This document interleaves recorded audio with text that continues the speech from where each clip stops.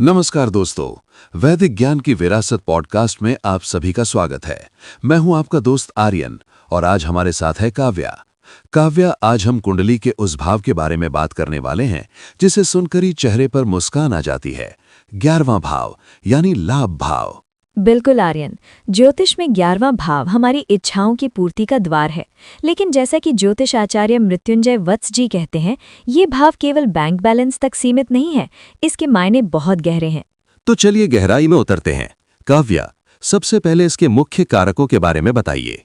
देखिए, 11वां भाव मुख्य रूप से आय यानी इनकम और प्राप्ति यानी एक्विजिशन का है। इसमें आपका धन, सोना और हर तरह का आर्थिक लाभ आता है। लेकिन व्यक्तिगत जीवन में ये आपकी आशाओं यानी होप्स और आपके मित्रों का भी भाव है। हमारे बड़े भाई बहन और हमारे सामाजिक दायरे का विचार भी यहीं से किया जाता है। और मैंने सुना है कि इसमें कुछ अजीब चीजें भी आती हैं, जैसे खाना बनाना या बायां कान। सही सुना आपने। शरीर के अंगों में ये बाएं कान को दर्शाता है।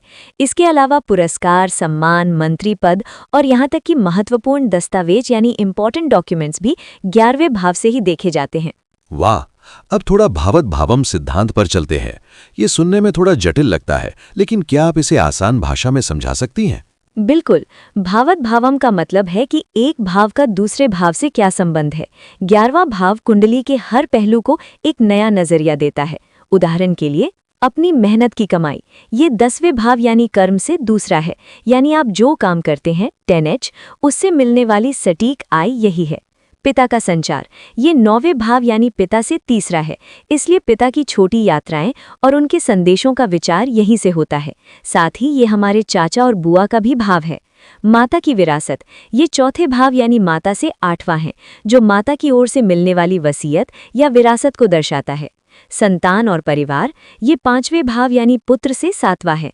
इसलिए ये आपकी बहू के स्वास्थ्य और व्यक्तित्व का परिचय देता है। प्रतिष्ठा, ये दूसरे भाव यानी परिवार से 10वां है, जो आपके परिवार की सामाजिक प्रतिष्ठा को दर्शाता है।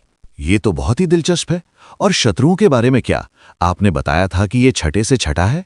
जी हाँ, ये छठे यानी शत्रु या रोग से छठा होने के कारण शत्रुओं की शक्ति या उनकी मृत्यु का भी संकेत देता है। वहीं 12वें भाव से 12वां होने के कारण ये शत्रुओं के विनाश और स्वास्थ्य की पुनः प्राप्ति का भी भाव है। मतलब अगर 11वां भाव मजबूत है तो बीमारी से रिकवरी भी जल्दी होगी। बिल्कुल सही पकड़ा आपने। यहाँ तक कि ये 7वें यानी जीवन साथी के 5वें होने के कारण जीवन साथी के लॉटरी लाभ या उनके प्रेम संबंधों को भी दर्शाता है। और तीसरे यानी भाई के 9वें होने के कारण भाई की विदेश यात्रा का योग भी यहीं से बनता है। और अंत में वो मानसिक शांति वाला पॉइंट, वो 8वें भाव यानी गुप्त या कष्ट से चौथा है।